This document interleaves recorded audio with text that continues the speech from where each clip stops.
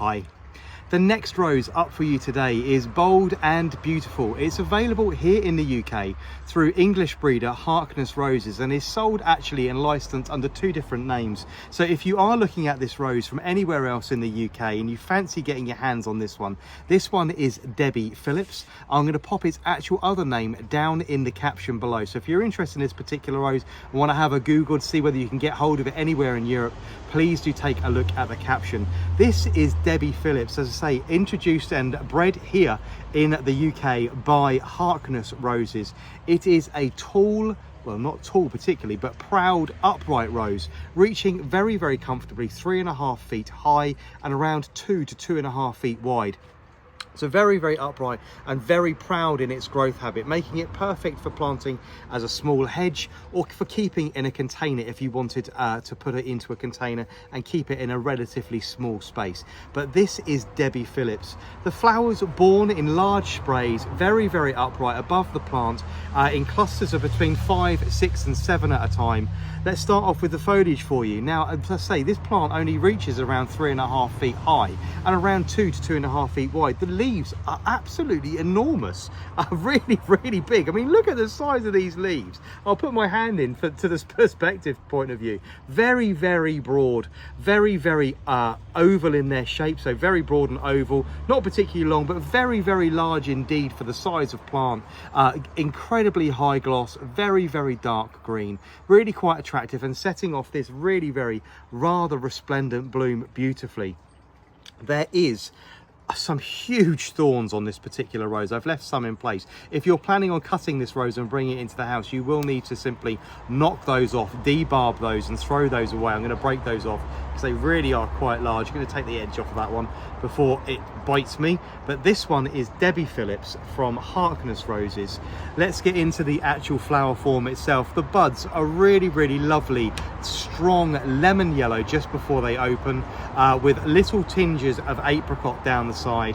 They open to a really, really lovely, strong golden yellow bloom, which is really quite pleasant. When in the early stages of this particular flower, very, very tight cylindrical swirl in the center with those petals slowly unfurling to give you this really, really nice textured ruffle look on the actual bloom itself. And then that slightly incurling in the center, which hides very gracefully and almost in a shy sort of way the cluster of stamens in the very, very center.